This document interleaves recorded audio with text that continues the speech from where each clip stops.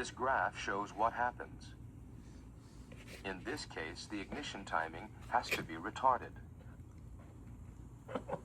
It is changed according to the engine speed and driving conditions. This is achieved by altering the ignition advance angle, which is controlled by the advancer incorporated in the distributor. Ignition timing is controlled by a governor advancer according to the engine speed and by a vacuum advancer according to the load on the engine. The governor advancer controls the ignition advance angle by rotating the signal rotor slightly relative to the distributor shaft. And the vacuum advancer controls the advance angle by changing the position of the pickup coil. Let's take a closer look.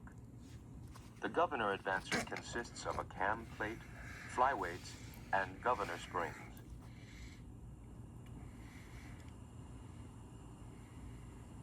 The cam plate rotates together with the distributor shaft. Two flyweights rotate on the cam plate with support pins as their centers.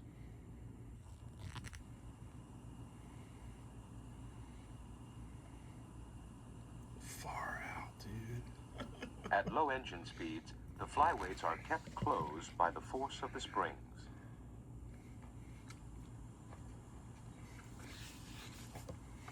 As the engine speed increases, the flyweights are gradually thrown outward by centrifugal force. Then the cam plate moves the signal rotor in the direction of rotation until the centrifugal force balances the cam spring force. This operation controls the advance angle. This graph shows the relationship between the degree of the advance angle and the engine speed.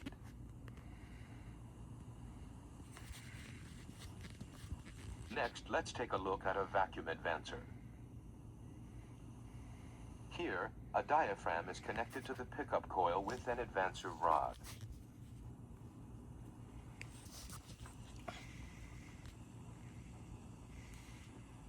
This diaphragm responds to the vacuum in the intake manifold. When the load on the engine is light, the throttle valve opening is also small, so a vacuum is generated at the diaphragm, pulling the advancer rod, moving the signal rotor to the left, and advancing ignition timing.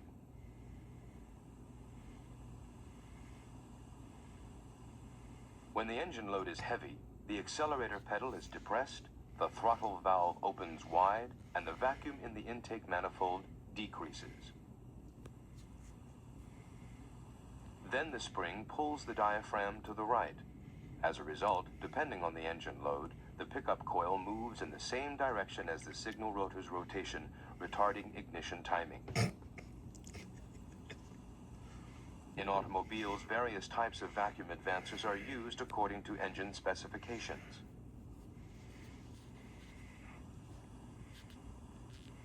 This graph shows the relationship between the intake manifold vacuum and the advance angle.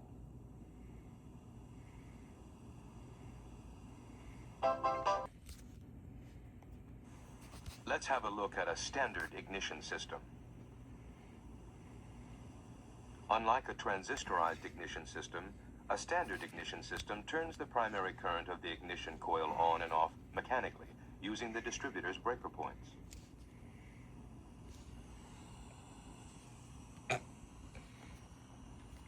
The rotation of the cam on the distributor shaft opens and closes the breaker points. This turns the primary current of the ignition coil on and off.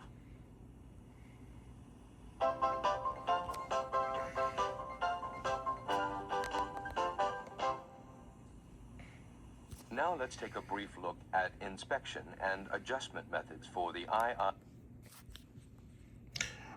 I did not know a good chunk of that stuff. Have you ever seen a distributor spin like that in your vehicle?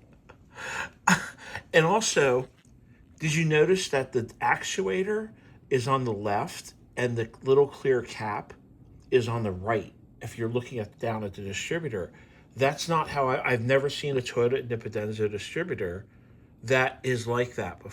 That would sort of be, that would almost be like a vacuum retard distributor, unless the distributor is on the other side of the engine.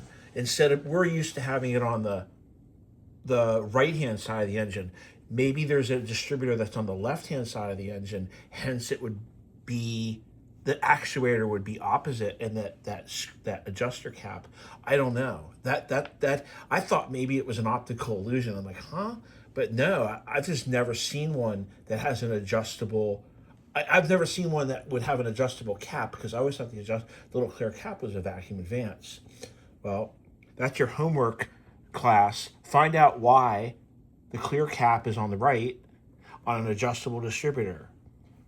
Because either Professor Toyota Matt is right and it's on the opposite side of the engine, or it's an adjustable vacuum retard distributor. Thank you, class. You're dismissed.